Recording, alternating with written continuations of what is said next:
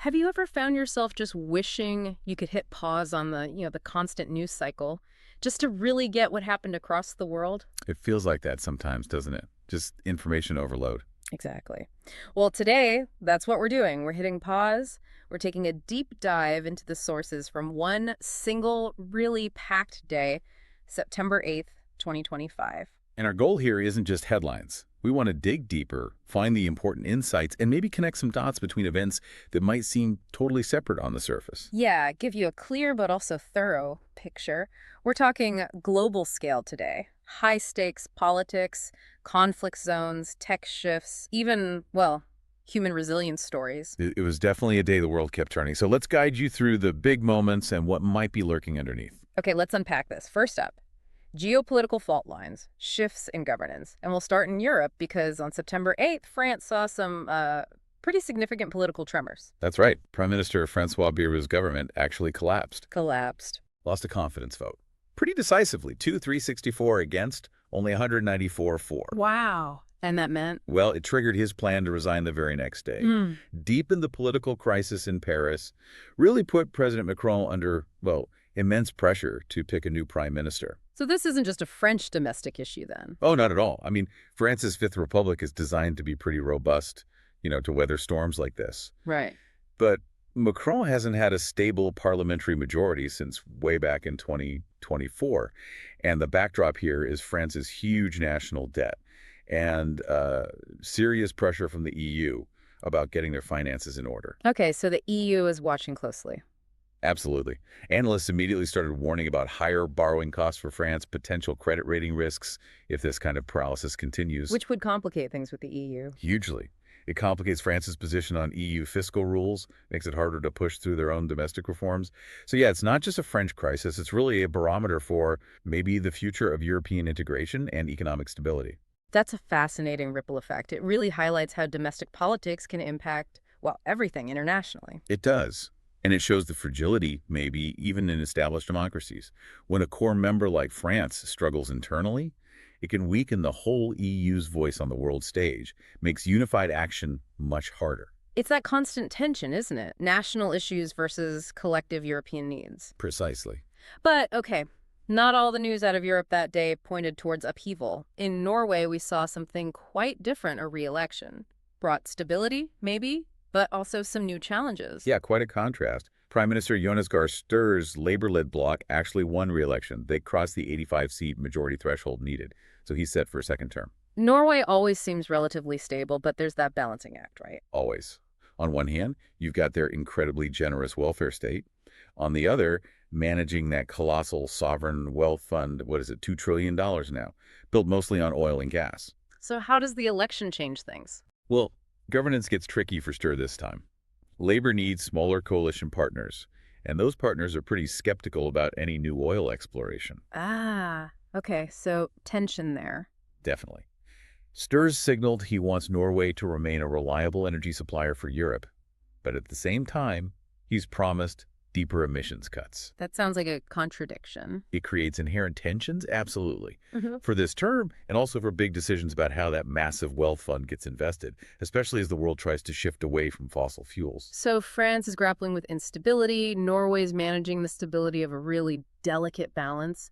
What's the takeaway for other resource-rich countries trying to go green?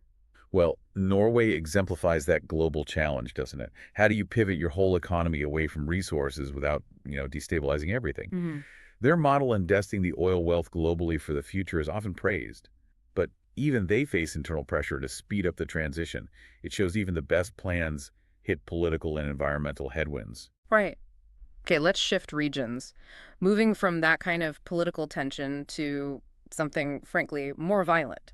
In South Asia, specifically Nepal, tensions boiled over into deadly protests on September 8th. Yeah, things really escalated. Reports indicated police gunfire contributed to a rising death toll. Crowds were clashing over a government ban on social media and also allegations of government corruption. Yeah, the government's response. Curfews, internet blackouts in several districts.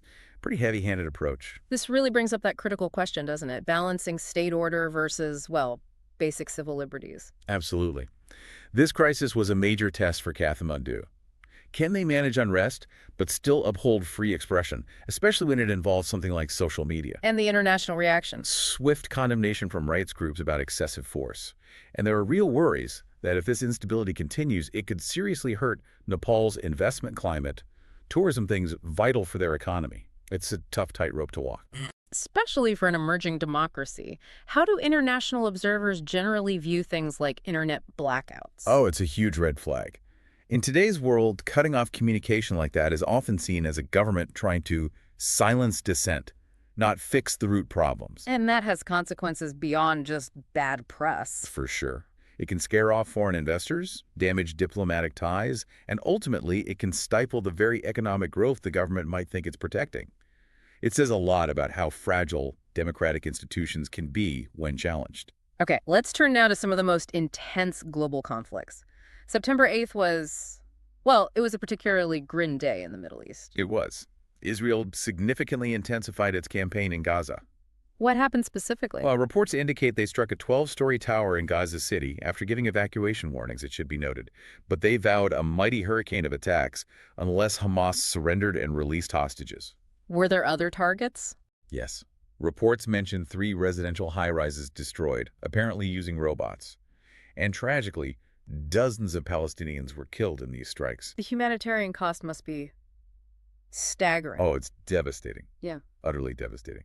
This campaign has systematically destroyed civilian infrastructure. We're talking tens of thousands of casualties over the longer period, famine-like conditions, mass displacement. I remember reading reports about children. Yes. Save the Children reported over 20,000 children lost in Gaza over the preceding 2 years, and nearly 400 deaths just from malnutrition. It's horrific. And the international reaction. Widespread condemnation. Increasingly, global organizations have been using incredibly strong language, even leveling accusations of genocide, pointing to the sheer scale of civilian harm and destruction. That's an extremely serious accusation. What are they pointing to specifically? What are the criteria? Usually, it involves the scale of civilian deaths and injuries, the intentional destruction of infrastructure, essential for life, hospitals, water, food sources, and sometimes specific statements by officials that suggest an intent to destroy a group, in whole or in part. And if those claims gain more traction internationally? The ramifications could be severe. More pressure for international investigations, maybe war crimes tribunals, potential sanctions against Israel, further diplomatic isolation. It makes any path to peace even more complicated. And tragically, connected to all this, on the very same day, September 8th, there was a horrific attack in Jerusalem. Yes, a mass shooting at a bus stop. 2 Palestinian gunmen opened fire at Ramat Junction. The casualties. 6 people killed, scores wounded, both at the bus stop and on a bus itself, before the attackers were shot dead by authorities. It really underscores that cycle of violence. Absolutely. If you connect the dots, you see this tragic spillover. Violence begets violence, retaliation follows attack. Israeli authorities identified the gunmen as being from the West Bank. Condemnation poured in from around the world. And the immediate Israeli response. Predictably, intensified security sweeps, orders for home demolitions, fears of further escalation just spiked alongside everything happening in Gaza. You mentioned international reactions. Yeah. Any specific diplomatic moves? Yes, actually. Also on September 8th, Belgium made a pretty significant move. They announced formal recognition of Palestinian statehood and started preparing sanctions specifically targeting products from Israeli settlements. That does signal a shift, perhaps, in some European thinking. It certainly suggests that the ongoing conflict and the situation in the occupied territories are prompting some countries to take stronger diplomatic stances than perhaps they have in the past. It adds another layer to the international dimension. A really complex and heartbreaking picture. Okay, let's shift focus to another major conflict zone, Ukraine. Russia's war there continued, and September 8th saw a major escalation in aerial attacks. Yes, Ukrainian officials described it as perhaps the largest aerial strike since the war began. A really massive barrage. How did Ukraine respond beyond just the military defense? Well, they did something quite striking. Ukrainian leaders actually escorted about 60 foreign diplomats through damaged government buildings in central Kyiv. A tour, why? It wasn't just a tour. It was a very deliberate PR move, you could say, to physically show these diplomats the scale and severity of the attack. The goal was clearly to rally more international support, specifically stronger sanctions on Russia and, crucially, more air defense systems. Air defense seems critical. Absolutely vital. Kyiv issued a stark warning that day. Their air defense stockpiles are being used up faster than they can be replaced.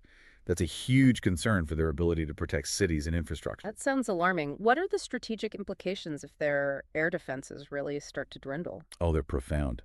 It means Ukrainian cities, critical infrastructure, become much more vulnerable. It makes it harder to protect civilians, harder to keep the country running. It could also allow Russia to gain more control of the skies, which would fundamentally change the war on the ground, allowing for even more devastating attacks. So it's a race against time, really, and a test of international support. Absolutely. A critical test. Okay, let's bring our focus now closer to home, to the United States. September 8th saw some really pivotal legal and policy shifts happening. Two big Supreme Court decisions, right? That's right, both with potentially far-reaching implications. First, involving the Federal Trade Commission, the FTC. What happened there? Chief Justice John Roberts issued what's called an administrative stay. It temporarily stopped a lower court order that would have reinstated a Democratic FTC commissioner, Rebecca Slaughter. Effectively, it allowed President Trump to keep her out of her position for the time being. Okay, an administrative stay sounds procedural, but you said big implications. Huge stakes, because for nearly 90 years, there's been this precedent, Humphrey's executor, from 1935. It basically said presidents can't just fire commissioners of independent agencies like the FTC without cause, things like neglect of duty or malfeasance. So it protected their independence from politics. Exactly. This case, if the court eventually rules on the merits in favor of the administration, could completely rework that separation of powers for all independent commissions. It could reshape how things like antitrust enforcement and consumer protection work, potentially giving the president much more direct control over agencies designed to be nonpartisan. Wow. Challenging a nearly century-old precedent. What does this move, even just the stay, tell us about this Supreme Court's view on executive power? Well, it suggests a definite willingness to revisit long-standing interpretations, especially regarding the so-called administrative state. The court has a conservative majority, and there's been a clear interest in reevaluating the power of federal agencies and the balance between government branches. This case signals an openness to potentially expanding presidential authority over these independent bodies. Fascinating. Okay, second Supreme Court decision that day, also related to federal power. Yes, this one involved immigration enforcement in the Los Angeles area.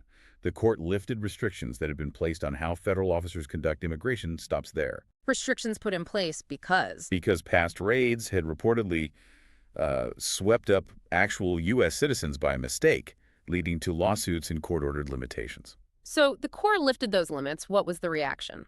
Immediate backlash. It followed emergency appeals from the Trump administration.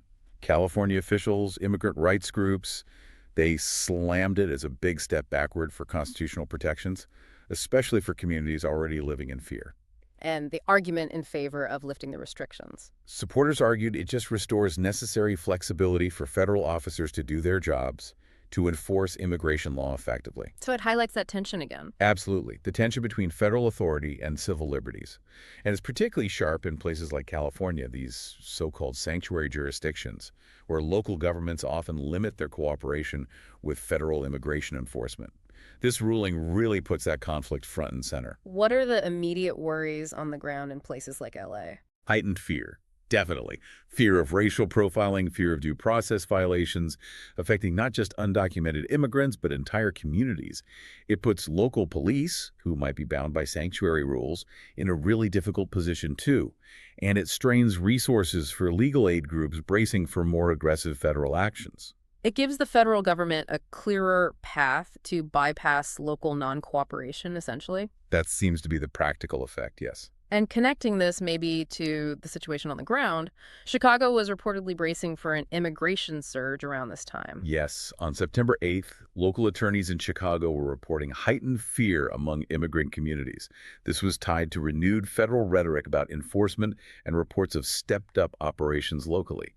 Chicago was already struggling with shelter capacity for migrants arriving from the border. So federal policy shifts directly impacting city resources. Absolutely. City and state officials were publicly denouncing what they saw as threats, while civil liberties groups warned about profiling and rights violations if mass operations ramped up. It's that ongoing political standoff, federal versus local roles playing out in city budgets, policing, social services. It has very real human consequences. Shifting gears slightly, but still on policy changes. A major one in Florida on September 8th. All state vaccination mandates were repealed. That's correct. All of them, Mm. including those for long-established childhood vaccines, polio, measles, chickenpox. Wow. What was the reasoning given? Governor Ron DeSantis framed it primarily as an issue of freedom of choice for families, parental autonomy, individual liberty, And the reaction from the health community. immediate and widespread warnings about the public health risks. Professionals pointed to the very real danger of declining immunization rates, which could lead to outbreaks of diseases we thought were basically controlled, like measles or even polio. This really highlights that classic, often divisive tension. It does. The tension between individual liberty and collective public health responsibility. This decision sparked debate nationwide, showing just how deep those divisions run. From a purely public health perspective, what's the core risk they're worried about? It's the erosion of herd immunity.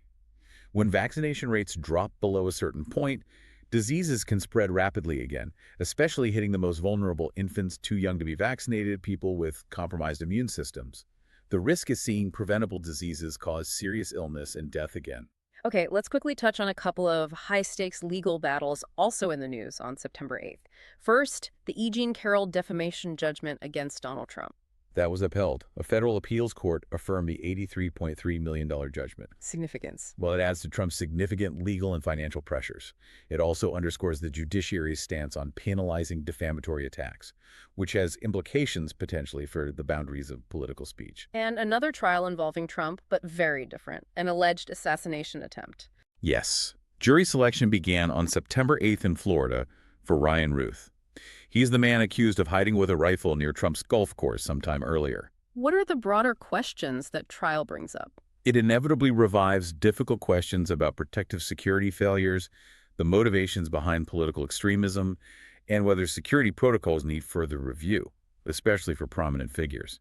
Okay, let's pivot now. Beyond the politics and conflict, September 8th also brought some stark reminders about other global challenges: health, environment, tech. And just the fragility of things we sometimes take for granted. Right. Starting with a natural disaster, in Afghanistan, rescue teams were still dealing with the aftermath of a late August earthquake. Yes, on September 8th, they were uncovering hundreds more bodies. The death toll from that August 31st quake had reached at least 2,205, with over 3,500 injured. Just horrific numbers. And the situation on the ground. The disaster really exposed the chronic gaps in Afghanistan's emergency infrastructure. That's compounded by the ongoing political instability and, frankly, limited access for international aid. So a compounded crisis. Exactly. Survivors were facing increased risk of disease, mass displacement, huge long-term recovery challenges. It shows how natural disasters can just devastate already vulnerable states.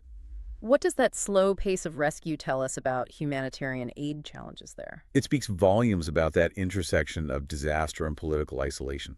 The instability, the government's relationship with the world, it severely hampers effective aid delivery. A tough situation becomes a prolonged catastrophe because access, resources, coordination are all limited. Elsewhere, Pakistan was dealing with flooding. Major flooding, yes. Yeah. On September 8th, nearly 100,000 people had to be evacuated as floodwaters submerged homes and farmland, particularly in central cities. Is this linked to broader climate patterns? That's certainly part of the debate. It heightened discussions around climate adaptation, infrastructure resilience. Survivors were grappling not just with displacement, but also intense heat. And another health crisis, this time in Bangladesh. Dengue. Yes, a huge surge in dengue and also chikungunya cases. Health officials reported tens of thousands of dengue cases just on September 8th, with hospitals in Dhaka completely overwhelmed, exceeding capacity. What's driving that? Experts point to a combination of factors: rapid urbanization, climate change driving higher temperatures, and altered rainfall patterns which help the mosquitoes breed. And the solution? Experts warn that without really sustained efforts eliminating mosquito habitats, improving drainage systems, these seasonal outbreaks are just going to keep getting worse. And yet another outbreak, this time Ebola in Congo. Yes, confirmation came on September 8th. The deadly Zaire strain was diagnosed. There were 28 suspected cases at that point, and tragically 15 deaths already reported. That always raises global health security alarms, doesn't it? Immediately.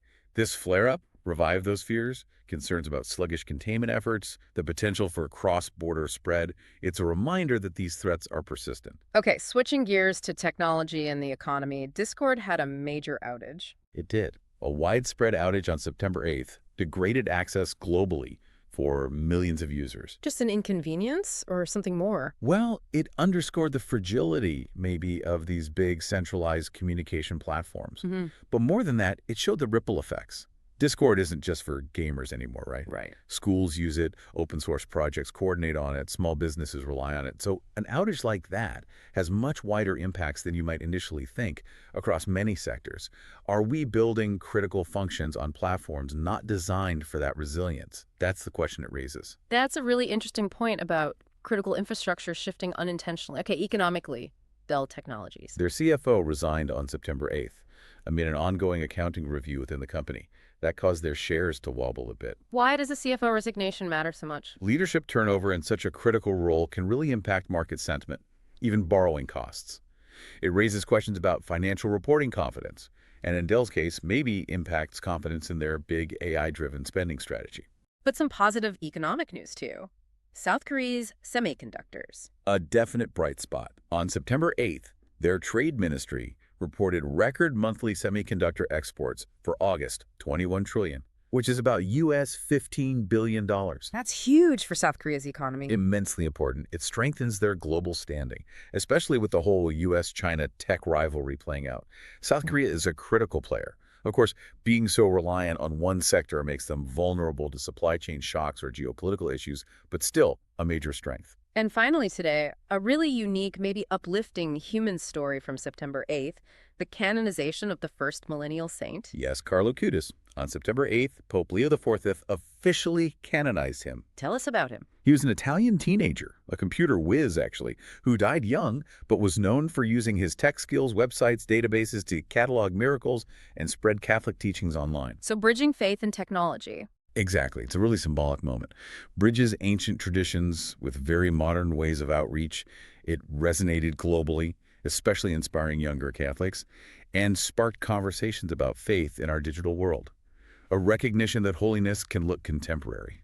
What an incredible range of stories from just one day, September 8th, 2025. Political shifts, conflicts, legal battles, economic news, devastating crises, and even that spiritual milestone. It really drives home that these things aren't happening in isolation. Not at all. And it raises that important question, doesn't it? Just how interconnected is everything? Think about it. A political vote in France affects global markets. A tech outage disrupts communities worldwide. Climate patterns fuel disasters continents away. Understanding those connections, that seems key. It's absolutely key to being truly informed in this incredibly complex world we live in, seeing how one event influences another, even subtly. So what does this all mean for you listening? You've just gotten a rapid, yes, but hopefully thorough understanding of one incredibly packed day. As you process this snapshot of September 8th, 2025, maybe consider how all these diverse events, conflict, politics, tech issues, moments of faith, how they collectively paint a picture of our global society right now. What does this single day tell us about the biggest challenges we face, and maybe the enduring hopes that keep driving human experience forward? Something to think about. We hope this deep dive leaves you not just informed, but maybe a bit more curious about those threads connecting our world.